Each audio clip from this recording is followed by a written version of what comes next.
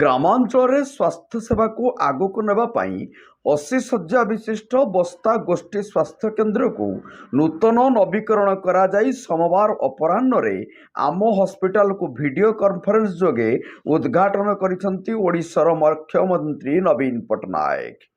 ଅନ୍ୟମାନଙ୍କ ମଧ୍ୟରେ ଆଜିର ଏହି ଉଦ୍ଘାଟନୀ କାର୍ଯ୍ୟକ୍ରମରେ ବସ୍ତା ବିଧାୟକ ନିତ୍ୟାନନ୍ଦ ସାହୁ, ଉପଜିଲ୍ଲାପାଳ ପ୍ରଥମେଶ ଅରବିନ୍ଦ ରାଜ ସିର୍କେ, ବସ୍ତା ବିଡ଼ିଓ ମୋହିନୀ କୁମାର ନାୟକ, ବସ୍ତା ତହସିଲଦାର ରାଧାରଞ୍ଜନ ଦାସ, ବସ୍ତା ବ୍ଲକ ଅଧ୍ୟକ୍ଷ ଅଞ୍ଜଳି ଦାସ, ବସ୍ତା ଡାକ୍ତରଖାନା ସୁପରିଟେଣ୍ଡେଣ୍ଟ ଡକ୍ଟର ଦେବବ୍ରତ ଜେନା, ଅତିରିକ୍ତ ତହସିଲଦାର ସ୍ମୃତିରଞ୍ଜନ ଟୁଡୁ, ରୋଗୀ କଲ୍ୟାଣ ସମିତି ସଦସ୍ୟ ଅନିଲ କୁମାର ମହାନ୍ତି, ମହାଦେବ ଦାସ, ସତ୍ୟନାରାୟଣ କରନାନୀ, ଶଙ୍କର କୁମାର କର, ଜିଲ୍ଲା ପରିଷଦ ସଦସ୍ୟା ବିଷ୍ଣୁପ୍ରିୟା ବୁଗୁଡ଼ି, ପୂର୍ବତନ ବ୍ଲକ ଅଧ୍ୟକ୍ଷ ଲକ୍ଷ୍ମୀଧର ଦାସ, जिला आशा मैनेजर सुरजित राय प्रमुख उपस्थित थिले।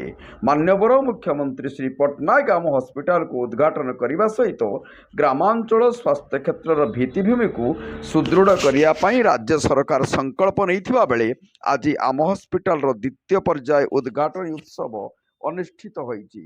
आग को राज्य में एमती सब ब्लॉक मुख्यालय आम हॉस्पिटल निर्माण हब बोली मुख्यमंत्री श्री पट्टनायक घोषणा करथिले। बस्तारू शिरीष महांती रिपोर्ट, जनता एक्सप्रेस।